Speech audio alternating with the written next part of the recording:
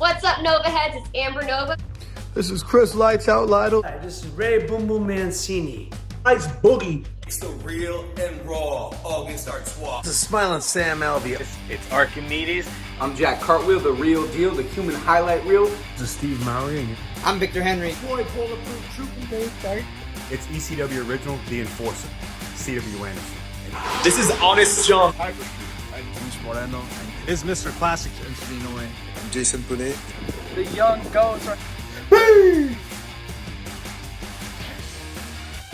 It's old Howdy Price here. When I say what's my name, tonight. Richie Slade. My name is Gino Rivera, the Frank Sinatra of the Spanish Mafia. The incredible one, Anthony Idol. This is Ken Shamrock. The Golden Boy, Jordan Clearwater. Yo, watch and listen. Championship online. This is Alex Mars here. Hi, Richard Modest. So, please listen to it, otherwise be cursed. Okay, see you later. Love that house.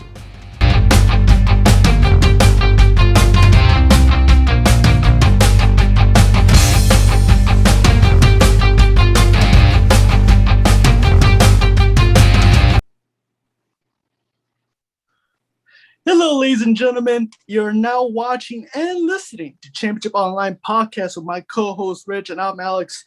And today is a very, very, very special episode. I cannot believe I'm about to say these words, but he is here, ladies and gentlemen, the legend himself, the former UFC champion, Pancreas champion, fought in Pride, Impact Hall of Famer, UFC Hall of Famer. List goes on and on. The legend himself. The world's most dangerous man is in the house, Ken Shamrock. What an honor. Thank you so much for taking the time to do this, Mr. Shamrock. Really honored to have you on. Hey, listen, I appreciate you guys having me, man. Thank you. No, thank you. And then, just to start off the show, we like to do quick, fun questions, quick 10 questions, just to get to know a little bit in your personal side. Is that cool? We do that with you? Sure. All right, awesome. So first question. What is your favorite movie of all time? Braveheart. Awesome. Yeah, Braveheart and I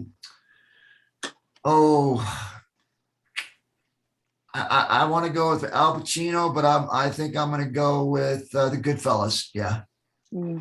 Awesome. Great choices, great movies. And with the second question, do you have a favorite artist or favorite band or favorite music you like to listen to?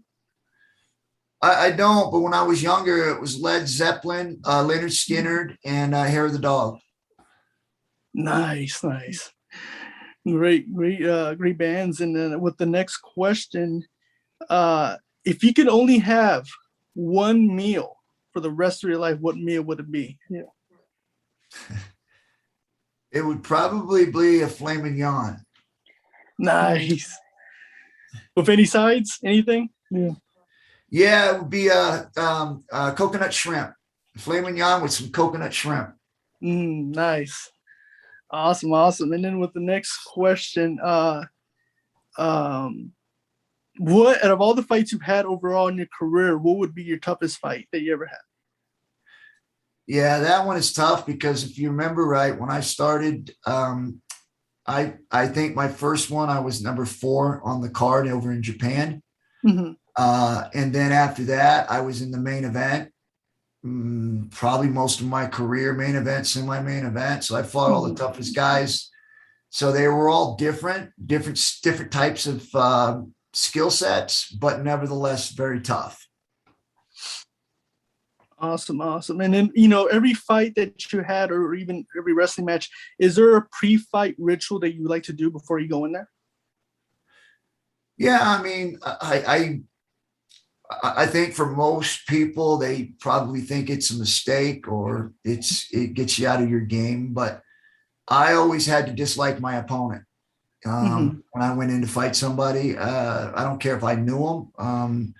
I had to really go in and dislike them because for me, it was about going in and winning. And winning very aggressively. I want to make sure that they never forget they stepped in with me. So I just had a different type of intensity. Awesome. Yeah, because every fight we've always seen you always had that killer mentality every time you stepped in the ring. That was my ritual. That's awesome. And then with the next question, growing up, did you ever have like a favorite fighter that you looked up to? I was in and out of juvenile hall, in and out of placements, lived on the street. Most of the places I was at didn't really have TVs. So until I was probably about 13 or 14 years old, when I was in a group home, and of course there was 18 boys in that home, you really didn't get to watch what you wanted to watch. And I was always playing sports. So usually after school, I was playing football or I was wrestling.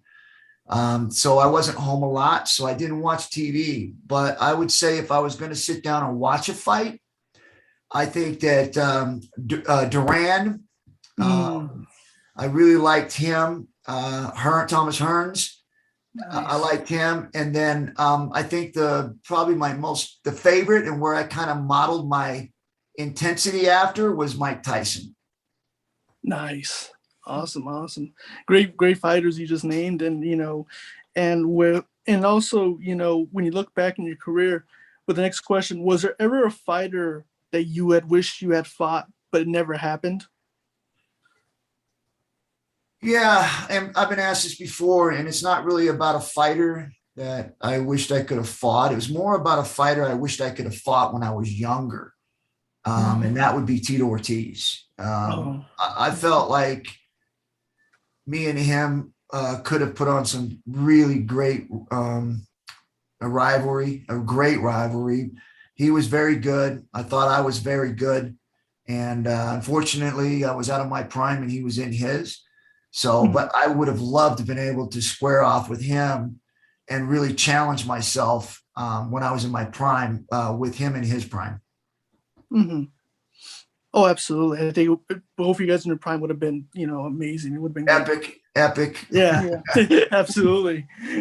And then with the next question, was there a favorite wrestler that you like to work with? Was there anyone that during your career you love to work with? Yeah, I thought I wished I could have got more with Bret Hart. I thought we could have put on some real tremendous matches. Didn't get a chance to do that. I thought Shawn Michaels was another one with very, very different styles, but I thought it could have, with the way we could have set up matches, would have been tremendous. I thought Stone Cold was another one that, with his attitude and character, with my attitude and character, could have done some great things. I just think that there was a lot of people that during that attitude there that would have been great running some programs with each of those individuals. I thought they were just made in heaven. But I would say if I was looking at one, I thought me and The Rock did the best. I thought I thought we meshed well. I thought that working with him, we both got to really excel, develop our characters as we were moving in that direction. I thought he was tremendous. I felt like I was moving very, very tremendously in the right direction. Unfortunately, things happened that was way out of my control, and nothing I could do with the direction that I was going. Wasn't had to do anything to do with my talent, didn't anything to do with what I was doing in the ring. It just had to do with politics. And unfortunately, I was stuck in the middle of that. The other one I thought that I would have really loved to have been able to get in a ring with, because I think he worked a little stiff for most people, but for me, I would have loved it because I did it with Van Vader and I loved it. So I thought that me and Goldberg should have really, because he was known as being stiff and aggressive, and I would have loved that. I would have been, all about it. Unfortunately, he was in WCW, and that just didn't happen. Oh yeah. Oh man, just picturing it. You and Goldberg, and wow. That would have been awesome. Oh man, it would have been so epic. And also with the next question, you've been, everywhere around the world, but is there a favorite place that you like to travel? A certain place? Yeah, I've been everywhere and it's fun. Been to Greece too. Went on a cruise there. That was awesome. And I have been everywhere and they're all fun. But I think that what I've enjoyed most when I've stayed for a long period of time, I would probably have to say, Dallas, Texas. They've got great food there. Nightlife's fun. Obviously, that's not something I'm into now, but when I was on the road and traveling, Dallas was a favorite stop for me. Mm-hmm. Awesome. And, once again, we're going to start this off, but, once again, we really appreciate you taking the time to do this with us. It's an honor to have you on. And, recently, you just mentioned Mike Tyson, but recently you were also on this podcast on Hot Boxing. What was that whole experience like for you to be in there with doing the show with Mike Tyson? Yeah, you sitting in the presence of somebody like that who, in my opinion, scared the pants off of people that were walking in the ring to fight him. And that's how I wanted to enter the ring. I wanted people to fear me. And if they didn't fear me when I was done, they did. And I think that he had that same mentality. I think that we learned it from the street, but to sit there and know what he's done in boxing, the dominance that he had, it was awesome to sit there and hear some stories and pick his brain. He's an intelligent individual. He's a very kind person.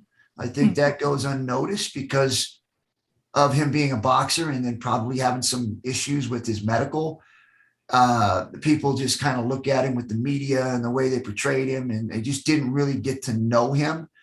But I think as a human being and deep down inside, you'll see he's a nice individual. He's a nice person. Oh, absolutely. I mean, it was one of my favorite episodes too. I think it's my favorite episode of all time is when because the stories you guys trade off, and it's just amazing. And I think people kind of have this, exception of Mike Tyson as what they see in the ring, but in the show, he's just, so nice and, kind of like a gentle giant, and, speaking of that, the first time Rich and I got to see you the first time I ever fight is, I think, Rich was probably like 10 and I was like 7, was when my dad came home from work and Rich and I were watching probably like cartoons, and he comes home from work and he changes the channel. We're like, hey, what are you doing? He goes, oh, no, there's this big fight going on. This is a big fight.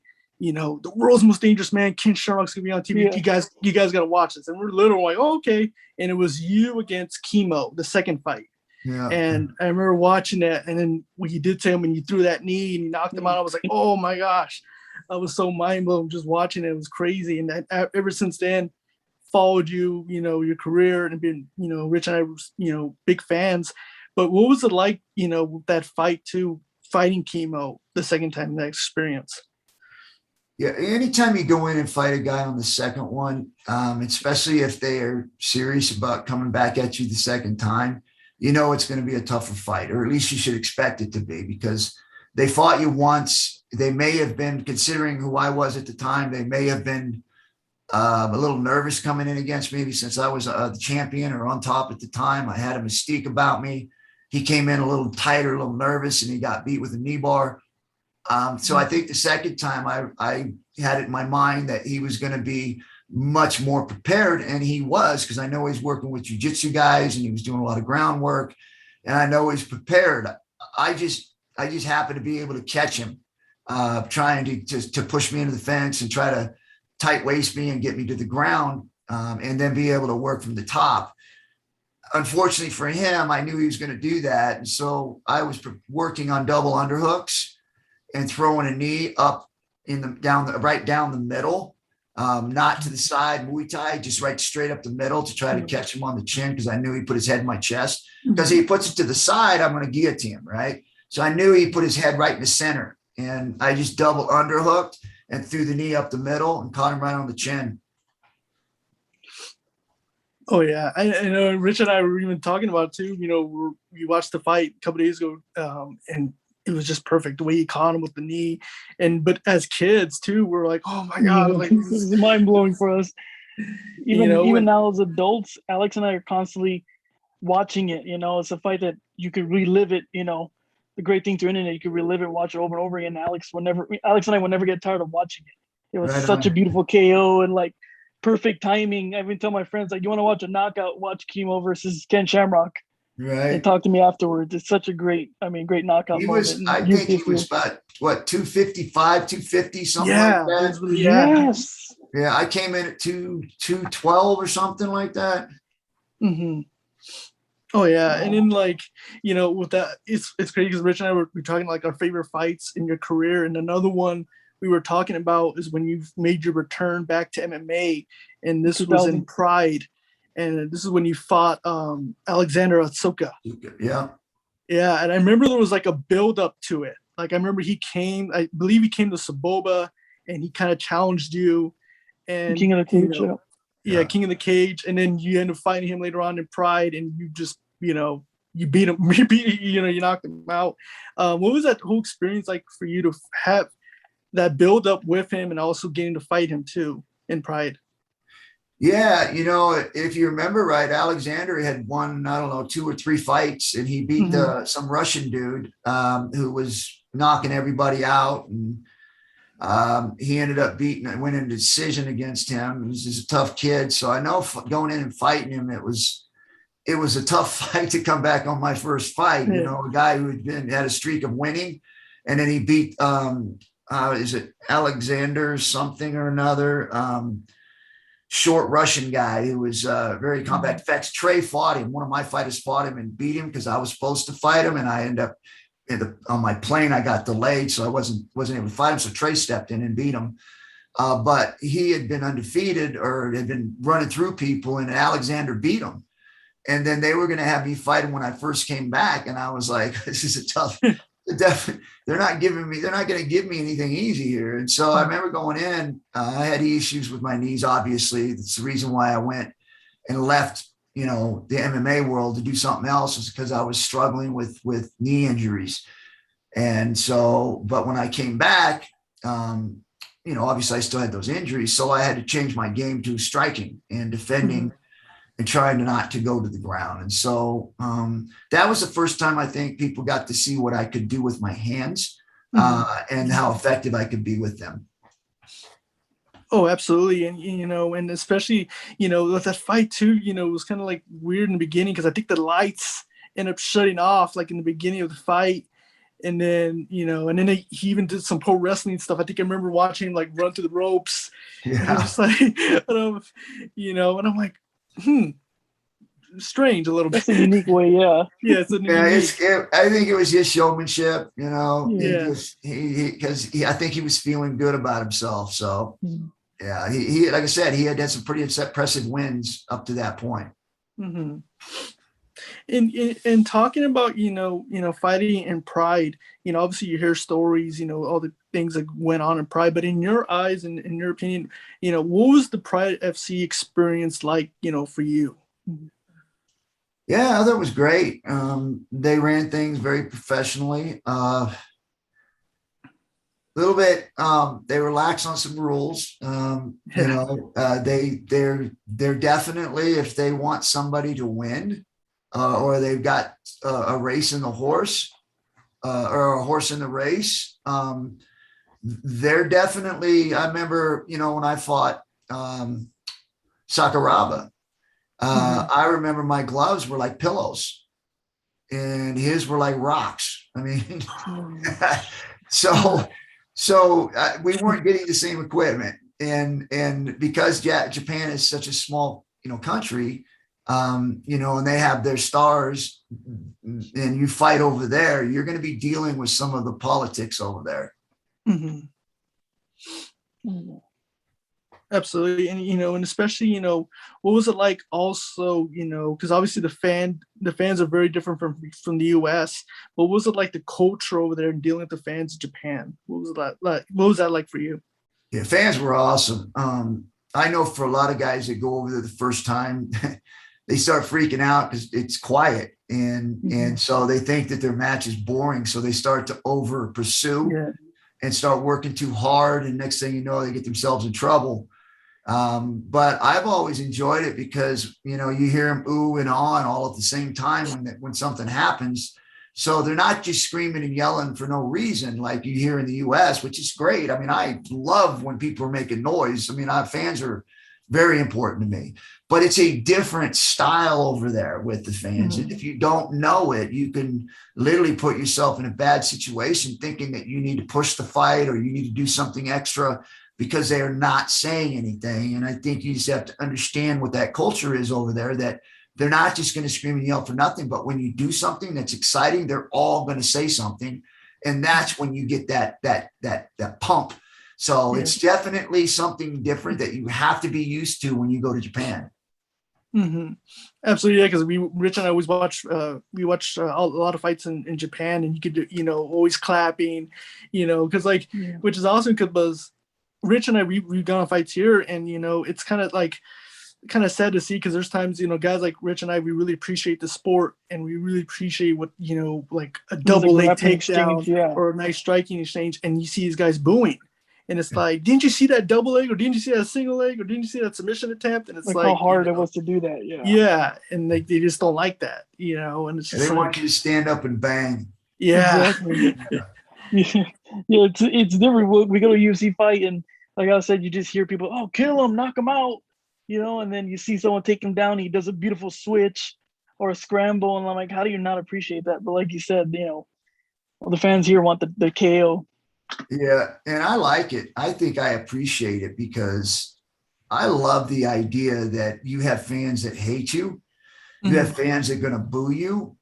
But I think that's all part of the show. I mean, I never have taken it personally. I thought it is a show that we're doing, and that if it would be pretty boring that if everybody agreed with you, right? If everybody's like a fan of yours and they just gave you praise, it's like, that's boring, right? So I love the controversy because I think that's what creates the interest in fighting. It creates the interest with fans. It creates the interest with stuff like this, where you're able to talk about it. So the same thing, stuff with Conor McGregor. I mean, I like a lot of people saying he's going over the line. Maybe he has, but look at the way the industry is going right now with him. I mean, it's massive. So he's doing something. I mean, if he was all that awful, he's not killing anybody. He may be saying that, but he's not literally killing anybody. He's not hurting anybody. He's saying rude things. He's being disrespectful.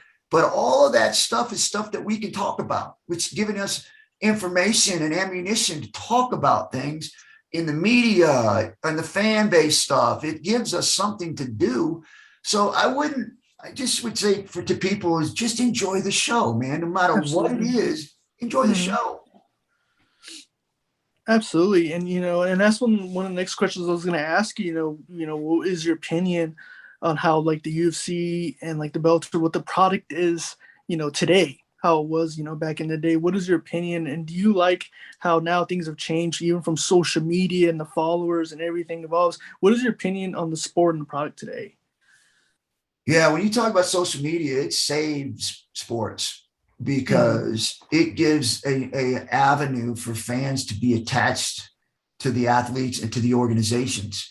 It allows them to have a voice without having to go into some fan club or have to be a part of a certain group. You literally can say and do whatever you want on social media, follow, support. So it gives so much access to the fans. And so I've said this a long time ago, man. You have to enjoy, whether you love a guy or hate a guy, you've got to enjoy that dynamic, because this is the world we live in. And as long as we keep having things like, the Paris Hilton and the sex tape and the Kardashians and all the stuff that they do. And then you have another side here and another side there. And it's like going into a smorgasbord, right? You may like steak, you may not like it. You got chicken, you got fish, you got turkey, you got all kinds of stuff, right? Well, that's what social media gives you, an opportunity for you to like whatever you like and be able to dislike what you don't like. And you be able to talk about it, have an opinion. Absolutely. Yeah. You're absolutely right. And, and especially, with social media now, the sport, there's guys like Logan Paul and Jake Paul are now getting into the fight business. What are your thoughts on it? And do you think it's either, good or bad for the sport that these social media guys are going into the fight business? Well, I think I'm a little bit leaning in both directions, right? I mean, I love the idea that these guys are raising awareness. They're giving them opportunities, other fighters to make more money. But I think that the responsibility is not Jake Paul, Logan Paul, or these other fighters. It's not their responsibility, right? The responsibility falls on the commission, the athletic commission, the people that are legislating these fights. They need to make sure that they do not cross over in the professional industry. And allow these guys to call themselves a professional boxing match. It's an entertainment. It's an entertainment industry. So when someone goes in like a Logan Paul or Jake Paul and they go in and they fight Mayweather, do not mix it up with rankings or with being a professional boxer, because it's entertainment. And the reason why I say that is because there's people out there who have put their whole career and their whole life into becoming something, and they're sitting there waiting to fight a Mayweather. Someone like Jake Paul comes in and fights him. I don't have a problem with that. All I do is like, if that's going to happen, make sure that you give the guys who were supposed to have those opportunities to fight, make sure that they have a place to fight. And I think that it's really up to the promoters. It's up to the commission to make sure that they legislate and sanction these things so they're in the right compartments and not allowing them to cross over into a world where people are literally serious about their job and have put many, many, many years into that and don't allow those people to be cut out of what they're trying to work to get. So I don't have a problem with that. I think it's interesting. I think it helps build the sport, but at the same time, it needs to be separated from what people see as a boxing event. They need to put it in as a celebrity boxing match or a celebrity event or a something, but not a professional boxing match. It's an exhibition, whatever you want to call it, but do not put it in that category as a professional fight. Yeah, absolutely. I totally agree. Absolutely. Perfect. You hit the nail on the head. Yeah. Because when you see like Jake Paul like fighting like a Nate Robinson and it's scheduled as a professional bout, and I'm like, it's not a professional bout, you know. And it, even if the commission isn't counting it as a pro match, because they're not, but you're allowing them to represent it as a pro boxing match. And to me, that's wrong. I think I don't have a problem doing that. I think it's fun. I'll watch. I love it. But I don't like the misrepresentation of what they're doing. And what it means in the world of sports. That's what I don't like. Mm-hmm. Absolutely. Yeah, I totally agree. You know, and it's because people, you know, especially like, you know, you have the casual fans that don't know a lot and they think, oh, that's a professional fighting or this fighting. Like, it's not. If you want to do that, then fight your way up the ranks because that's what everybody has to do. You don't get a shot at the title. You don't get a shot at the champion. You got to work your way up. You got to have 50, 30, 40, 50 fights, right? I mean, you got to earn your way there. You got to have amateur skills. You got to turn pro. Once you turn pro, you got to fight a bunch of fights to get in the ranking. Once you get in the ranking, then you got to work your way up through the rankings, and then you get your title shot. That's a whole lot of work for people to put in to have somebody walk in and then represent themselves as fighting a world champion. You're getting, and to me, that you got to make sure you separate, because it's gonna hurt the industry, because people are they're getting pissed off because it's being represented as something it's not. And I think as long as you represent it what it is, it's an entertainment industry. This is all fights are, but it's not a pro boxing match. It's not sanctioned by any sanctioned by any commission as far as being a pro boxing match or an amateur boxing match, because they haven't signed or done the things they needed to do to move themselves through this professional or amateur ranking system. But if you're going to mix a pro boxer in with an amateur, you cannot sanction it as an amateur fight. It's sanctioned as something else, but not amateur or pro. Oh yeah, absolutely. Yeah, totally agree. Absolutely. And, you know, and especially now, you know, one thing I wanted to get, you know, your opinion, your prediction on, you know, especially now Jake Paul is now going to fight Tyron Woodley in a boxing fight. What is your opinion on that fight? And what is your prediction, how it goes, Jake Paul versus Tyron Woodley? Yeah, I love it. I think it's a great matchup, and I'm going to watch it. I wish is it Jake Paul, right? Jake Paul? Yes. Jake Paul, I wish him luck. but it's not the guy he fought before who had back surgery and had lost a few fights, and he walked in there just to collect a check. He did not train for that fight. He was not there to win a fight. He just walked in and decided he would just get a check and then go home. Woodley is an actual contender. This dude is a superior athlete. He earned his way where he's at by going through the amateur system and the professional system. Just like what's this guy who was the wrestler? What was his name? The one that fought Jake Paul? Ben Askren. Yeah, Ben Askren. Askren was mentally was gone, and I knew it before he even went in there. I knew that he wasn't there to win a fight. He was there just to kind of hang around and see what happened. But he's talking about another guy who is working his way up into his title, right? He is going to be a world champion for a long time. That's a 1% athlete. This guy is a 1% athlete. Woodley is going to, I mean, if he doesn't have boxing skills, his ability to rough him up in a clinch, his ability to tie him up, his ability to rough him up and be in great conditioning, it's going to be, I personally believe it's going to be an eye opener for Jake Paul. I think he's going to do well. Don't get me wrong. I mean, he's been working on boxing. That's all he's been doing. Woodley, that's not his craft. He's actually a grappler and a kickboxer. So he's got to change a lot of things in a short amount of time. But he's that 1% athlete. Like even if he doesn't have the punches and all the things together that he needs to have as just being a boxer, he'll be able to tie him up, rough him up in the clinch, and win the fight. Yeah, absolutely. And especially, this is his toughest fight. This is Tyron Woodley's not Ben Askren. He's not Nate Robinson. He's not these guys.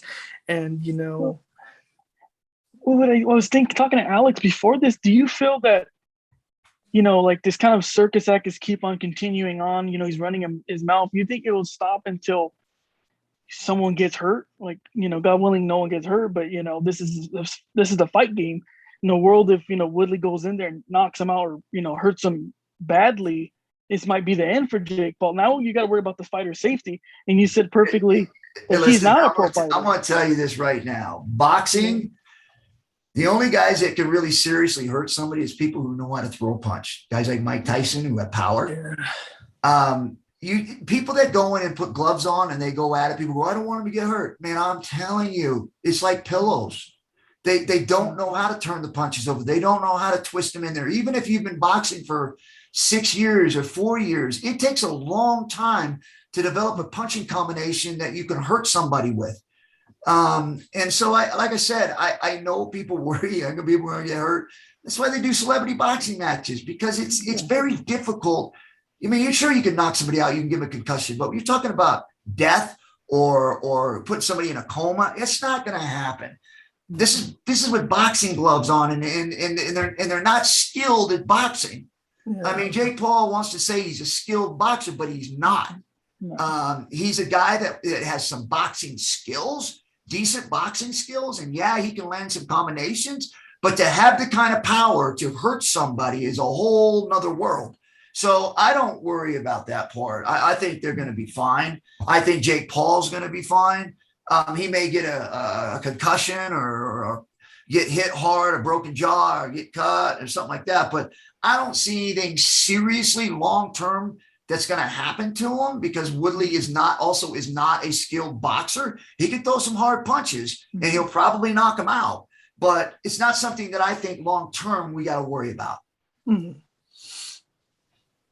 Oh yeah, absolutely. And, and it's crazy now, because now, with, the whole combat sports and everything is changing now. And now you see, there's with, something you dabbed on with bare knuckle boxing, with Valor, and by the way, which, Rich and I we bought that pay-per-view, and it was, awesome event, bring you back that UFC, old school, event, with the feeling. And what are your thoughts on now with, bare knuckle being, popular, how it is? Do you think it could be somewhere permanent state in the combat sports era? Well, I've bet my career on it, because I'm actually doing it. I've got Valor Bare Knuckle, which is my promotion. If you want to check it out, you go to valorbk.com. We're looking to do a show in January. We're not making an announcement yet as far as where and what, but we're working on some stuff, and we'll make an announcement in the next few weeks. But I believe that that's the next big combat sport, because it's fast action. Every punch counts. A jab, you can knock somebody down. And a lot of that stigma of it being barbaric and dangerous is gone. I think we all understand it's a lot more safer to actually fight bare knuckle than it is with boxing gloves or MMA gloves, because you're protecting a hand that can hit you 100 times instead of having to ease up your punches and hit the soft tissue. And it doesn't take that many times for you to go down. And people go, well, how's that possible? If you get knocked out with a bare knuckle and boxing gloves, you can keep going. I say it like this. If you have an egg, and the egg has that yolk in there, and if you're shaking it, right, that thing inside there is bouncing off inside of that egg, right? So it doesn't really matter, right? So take your skull, for instance. Your skull is the same thing as an egg. There's fluid in there, and there's a brain. And so that brain is kind of sitting in the middle of that skull. Now, other than a baseball bat, if I was to hit you with a pillow 100 times, and I was to hit you with my fist 5 times, which one would be more dangerous? And everybody would go a fist. And it's like, because if you think about the brain and it's sitting inside of there, the hard surface on your skull, it doesn't matter how hard that is, the object hitting it. It matters that inside your head, that brain bounces off inside your skull 100 times, which means it's taking damage 100 times, as opposed to that knuckle that may cut you, that may cause bruises, may bleed. You may even break your nose, but that brain bounced off in there 7 times, because it didn't matter how hard that was on the outside, because your skull will take that. But the brain is still bouncing off in there, just as if you were to hit somebody with a pillow, their head is ratcheting back. So that means that brain is bouncing off in there. So I try to explain that to people, is to think about how many times that brain bounces off in there, 100 or 7.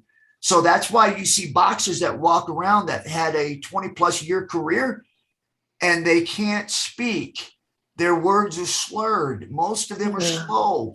That's what a continuous amount of punches, even with boxing gloves, will do to you long term. Yeah, absolutely. And especially, Rich and I will talk to our friends, and, they don't really know a lot, about combat sports, and they don't believe it. And it's like, no, and, and it's safer, without the gloves, because gloves, people always think, oh, gloves are soft, but no, when you take so many punishment with gloves, takes a toll on you. And, with everything now, what the sport is now, back in the early UFCs, there was tournaments. And do you think now, you think they should be, obviously we see PFL, we see Bellator, they still run the tournament, but would you like to see more tournaments, especially like in the UFC or today's era, or you think it should just run as one fight a night? Yeah, me personally, what I would like to do, and obviously getting it sanctioned is another thing, because bare knuckle obviously is getting sanctioned now because there's proof that, the danger of it is not what people say it is. But I think the problem with doing tournaments is that getting it sanctioned, you're literally talking about guys having to fight 4 times or 3 times in one night. And then if they sustain a concussion, or like we were talking about, the damage to the brain, if they've had a tough fight and they got to go in and fight again right after that, the chances of some serious damage to that without being able to rest and recover for a long period of time could really cause some really bad issues. So I don't think we're going to get tournament sanctioned, although if I could, that's what I would probably do, is to do tournaments to qualify guys to fight in the main card, and finding guys that are good enough to be able to be on the pay-per-view. I would do tournaments ahead of that, and then have guys that had won the tournament, then a couple months later have them fight on a pay-per-view because they had qualified by winning the tournament. So that's how I would find talent. There's a lot of guys that already have credibility, whether they fight MMA or whether they fought in boxing. I wouldn't have them do that. But for guys that are trying to come up and they want to be on the pay-per-view and they don't have a name, Maybe they fought a few fights here and there, but they're still amateur or they just haven't been recognized yet. I would have them do tournaments, and the guys that would win, then I would bring them into the main card if I could. Yeah. Oh, absolutely. And just talking about, mentioning that January, you're going to make a big announcement of Valor, which I can't wait, watching the first review, which was awesome. So, I can't wait for the announcement. But also, talking about, with someone listening, anyone that wants to become an MMA fighter, what advice can you, tell someone that wants to get in this business? Yeah, I think the first thing is if you're serious about getting into it is, finding a reputable school, somebody that that either one has trained a professional fighter or that were professional fighters themselves. This is a tough world, and you may fight 100 fights before you get a shot at the UFC. But if you go and you find a reputable school that has had somebody that has fought in the UFC and maybe they've got a name, your chances of getting in there are a lot better than just going with the school that doesn't have credibility or a reputation. They may be great trainers. I'm not saying that. All I'm saying is that there are politics in sports, and getting to that next level, you may need to know somebody because there's a lot of great fighters out there. Mm-hmm. Absolutely. And it's great advice. And, I want to switch the topic a little bit, but, Rich and I were watching you and, with the return you made to Impact. I want to talk about a little bit of that, but made the return to Impact. What was it like? How did that come about, you making your return with Impact? How did that come about and how did that get started for you? Yeah, I actually I took a year off. My body was I just felt beat up and tired. Ever since I was since I was 13, I had always trained and played sports. And then I turned pro at the age of 29. And so I was constantly either pro wrestling or I was fighting over in Japan. So it was a constant grind for me. And I thought that moving in and trying to find my way as a fighter or as a pro, and making a name for myself. It just took some time for me to get where I needed to be. And again, like I said, I told people get a reputable school. There were no reputable schools back then, right? I mean, that was just starting out. So starting over in Japan and making a name for myself there, and then being able to jump in the US after I became the champion in Pancras, which was the first champion there. I won a 2-day tournament. Then to jump into the UFC and then fight there. And of course, got beat up by Hoist, a guy in pajamas. I never saw that coming. I just never saw it because nobody knew it, right? I mean, how the gi works. So, I got caught with that. And that was my determination that would never happen again. And it didn't. I never got submitted again in the UFC. And so it was just, like I said, there was definitely a history there. But like I said, every step of the way, including, obstacles like losing or injuries, I always bounce back from those, coming back and being stronger and better.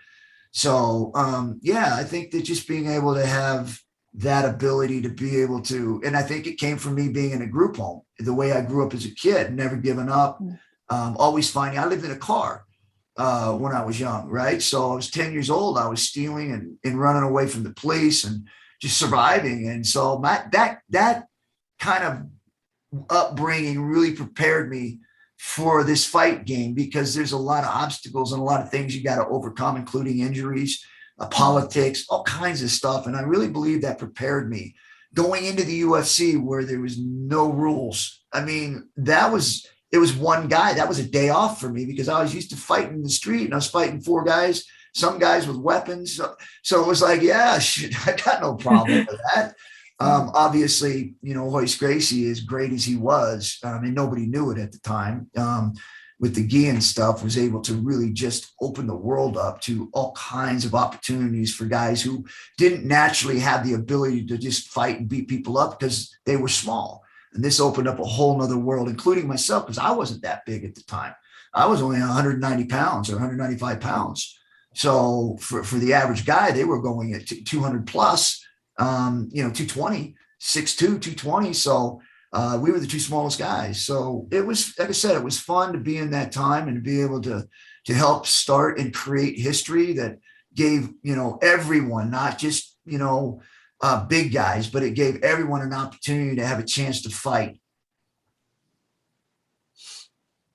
Oh yeah. And, and especially, now, watching you perform and now, even being back in the wrestling ring, you're also inducted in Impact Hall of Fame.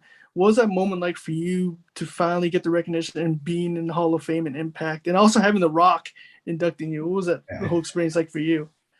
Yeah, we talk about UFC and going in there and fighting. And I was, unfortunately, I lost my train of thought there, but I was leading with that, with all the fights from the Pancreas organization to the UFC, to then later in my career going into the WWF and then coming out again. And I got to a point where my body was beat up. I was tired. And I just wanted to take a year off. I wasn't going to do anything, but I got depressed. I was like, I didn't like what I was seeing in the mirror after a year. And I said, you know what, man, I can't do this. I'm going to get back in the gym and start training again. And I had no idea of getting in the ring or doing anything. I just wanted to look good. I get in, I start training and I start feeling good. And I never taken time off since I was 13 years old. I've always been training. So here I am at the end of all my career. I think I was like 50, maybe something like that, 49 or 50. And I'm like, okay, I can't, I got done with fighting. I think it was 52 because I fought Kimbo and Hoist. And then it was like, okay, that's it. I can't do this. But my body was like tired. And so I said, okay, I'm done. I can't do this anymore. I took a year off. I got depressed. I said, okay, I look in the mirror and I don't like me. I go in the gym, I start training, I work out, and I start feeling good again. I'm like, wow, because I'd never taken time off to allow my body to heal. So now all of a sudden I feel good, but I got all these aches and joints. So I go and do this bioaccelerator in Medellin, Colombia, where it's the stem cell treatment. And I had that done because, like I said, I was feeling strong. I felt good, but my joints were still sore. I went down there to do that, and it was like the fountain of youth, man. I was like, wow, okay, this really works. Once I did that, it was probably 3 months after that, I was like, okay, I want to get in the ring. I want to see what I got. So I go down to Battle Championship Wrestling in Australia. In Australia, yeah. I go down there and I have my first match down there and I was like, dude, I can go. So then I had another one and I was like doing this suicide dive over the top rope. I didn't even know if I could do it. In fact, I got the picture right here. This was the second. First I did it in Australia. Then I went and had my first match in Impact. And that was my first move. That's awesome. Suicide dive over the top rope. It was like, I'd already done it once in Australia and I didn't know if I could do it. I just said, I'll try. And so I get over the top rope and I did it, but there was like 3 guys outside to catch me, right? This time me and Moose did it after I got done at Battle Championship Repping. I won the tag team championships with Carlo Cannon, which is a great dude. We had a great time down there. It was my time to move on because the pandemic hit, couldn't get over there. So then I get into Impact and I got this match with Moose because Brian Cage challenges me. And I thought I was going to go after Brian Cage, but then all of a sudden they switched on me and I'm going with Moose. So we ended up doing a match. I thought we had a decent match for me being out as long as I'd been and gone over to Australia and had some warm-up matches. Did a Broadway with Dan Severn in Australia. We went like 40 something minutes, great match. So it was like, man, I just felt this rejuvenation. And so when I got into Impact, it was the same way. I just felt like I was doing stuff that normally I hurricanranas and stuff I hadn't done in a long time. And I felt momentum, but Impact was growing and there was a lot of young talent coming from AEW and WWF that didn't have a place to go. And me being my age, and it's just, like I said, there just wasn't room. So I really appreciated what they did for me there because they really did put me over, and they even let me out by putting me over, suplexing everybody. So they did me right. And so I was very happy with them. And I was very fortunate to have the time there and for them to work with me and the guys to work with me. A lot of young guys there, I think I was able to work with that was enjoyable. So it was fun. I enjoyed it. But again, now I'm doing this promotion with Valor BK, but I still like from that the stem cell treatment with BioAccelerator, I still feel with energy. I still feel like I can go. Unfortunately, right now, that because there's 3 organizations, right? And they've got so much talent out there that nobody wants to go with a guy that's, 50 something years old. Even though I believe I can outwork probably most of them, but it's a preference, I believe. So, but it is what it is, but I love what I'm doing. I think, my organization with the Valor BK is going to take off here. I think it's going to be huge. I think it's the next big event. And I think we're the ones that's going to lead the industry. Absolutely. Totally agree. And, and also, watching you, in your matches with Moose and also, working with Sammy Callahan, you're in absolutely great shape. You look so, you brought back, like, especially with your matches, you brought back the gloves and the old style. And it was just really awesome, to see, and, and like I said, great shape and everything. And what was it like, what is your thoughts about how the wrestling world is today? You see AEW working with Impact, New Japan Pro Wrestling is working. What are your thoughts? You think it's good for the wrestling business for every company working together? I don't understand why they haven't done it earlier.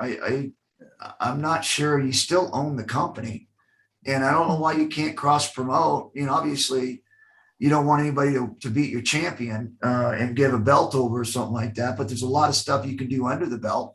Where you can put matches together and do some cross promotion. And I think it's just going to grow the audience. People are going to love that because I believe competition breeds success.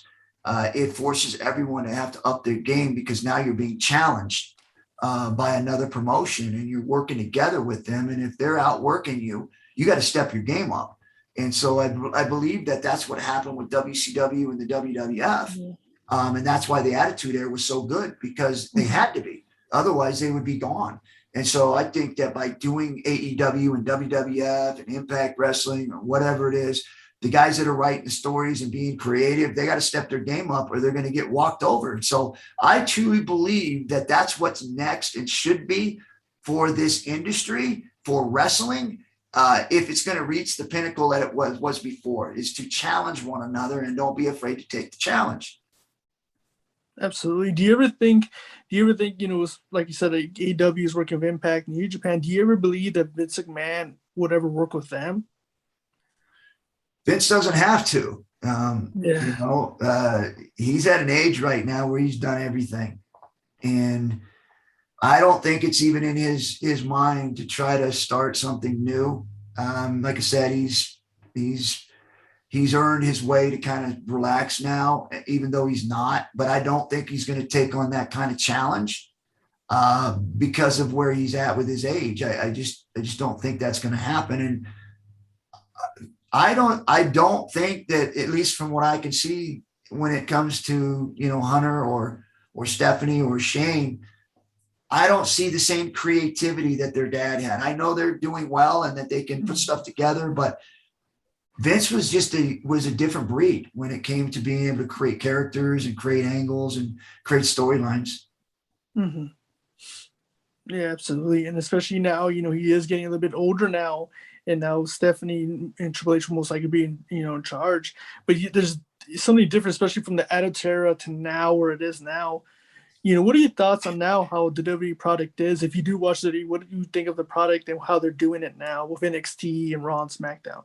Yeah, I don't get to follow it. Like, watching matches, I see highlights and I follow different people through social media, keeping up on it that way.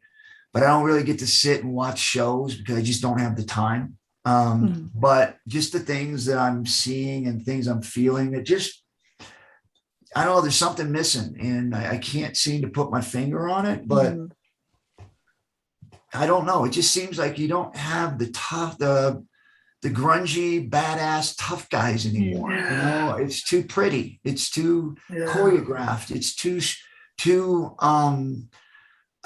it's just too plastic. It's just not real. Yeah. And especially, now, like back in that era, there was guys like, Undertaker and Stone Cold Steve Austin, Bret Hart, which were, global, superstars. And now there really isn't someone like that in today's era, and like in that, there's not that global superstar. It seems like it's nothing wrong with it in that time. That's what people wanted, but it's like that Hulk Hogan and Macho Man, and those were all great things, right? But in today's world, it's more about that MMA crossbreed badass fighter. And that's what Vince was able to do with wrestling, was create characters like Sergeant Slaughter when we were going to war. Hulk Hogan when bodybuilding was at its peak. Even the Ultimate Warrior. Vince created characters that kind of went along with what's happening in the world.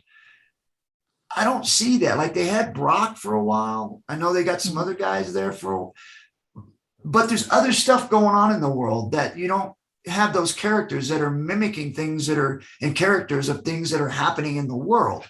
And I thought that's what Vince did well, was creating characters that would resemble somebody or make people think of things that are happening in the world when it came to politics or when it came to, controversy.